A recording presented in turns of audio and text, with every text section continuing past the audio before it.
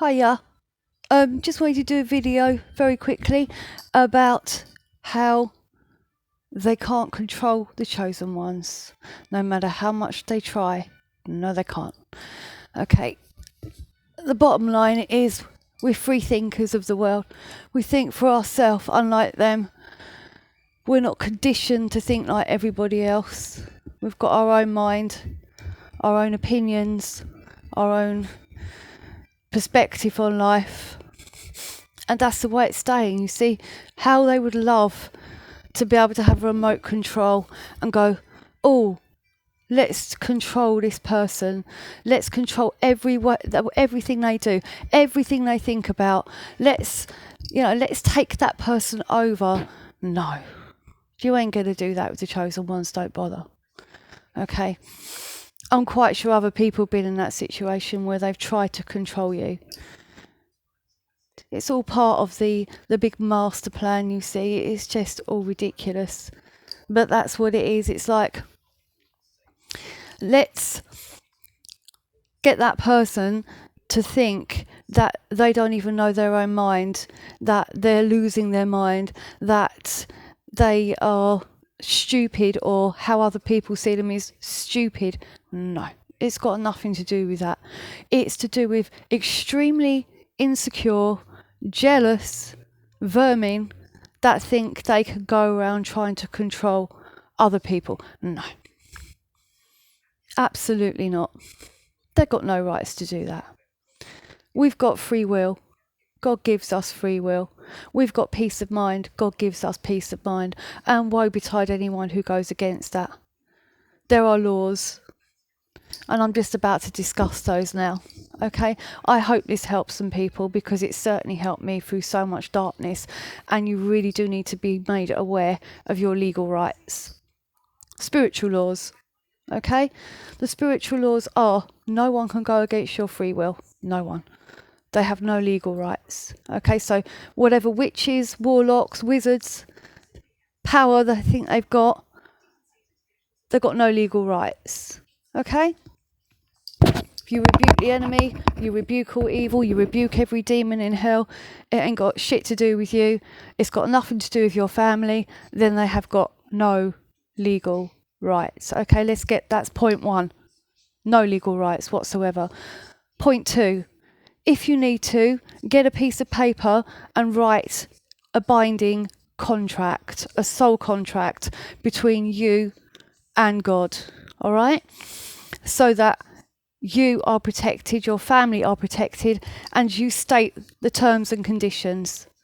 It's a binding, eternal soul contract. This means that those demons can't fly up to the demonic realm and start doing all kinds of wicked things to you in your sleep, because if they do, they're going against your terms and conditions with the creator of the universe, with God.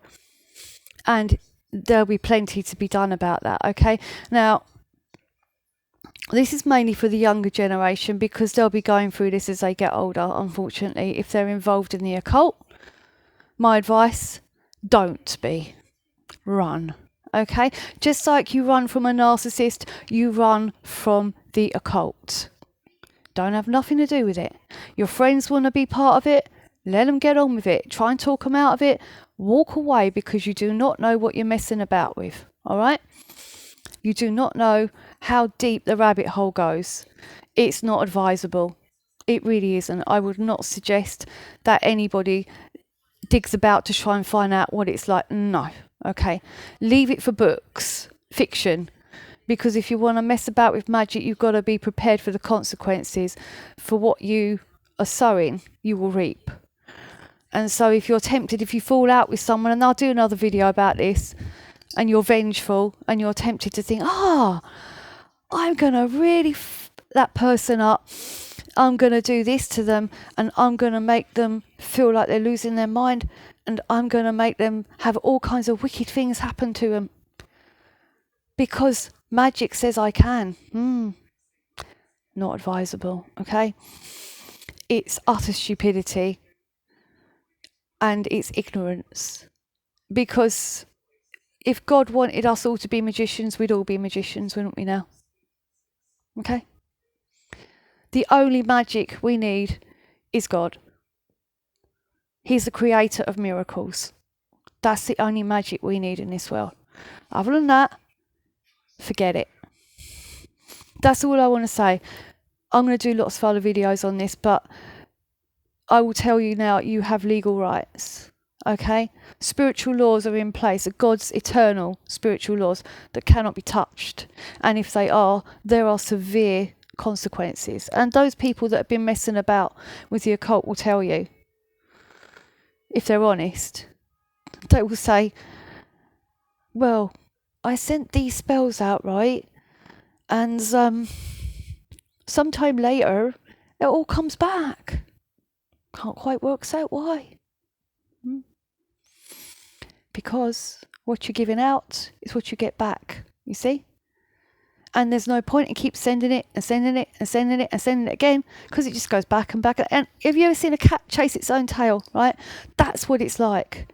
It's like being on a merry-go-round where it's going round and round and round and round and round, and no, it's not going to stop until someone jumps off and goes, enough. We need to stop this shit. Because if they keep going round and round in circles and sending even more magic out, thinking they're hurting that person, it's like getting a cup of poison and drinking it themselves and expecting it to hurt the other person. The other person, and in my situation it was me, is getting on with what I need to do, yeah? I'm just getting on with what I want to do. I'm not even bothered. They could buzz around me and I'm just paying no attention. Occasionally I might look up and think, oh, that's irritating. And it's, the problem is people are getting on the bandwagon of this astral projection, right? Yeah, we can leave our minds or our bodies and we can float about and we can go in someone's home and we can spy on them. And then we can do all kinds of mischief in their home. We can send them magic, we can send them black magic, we can do this, we can do that. It's not advisable, it's not clever, it's irritating, it's juvenile. That's all there is to it, really. And that's all I wanted to say, but like I say, I'll do other videos on this. But basically, it's like a cat chasing its tail.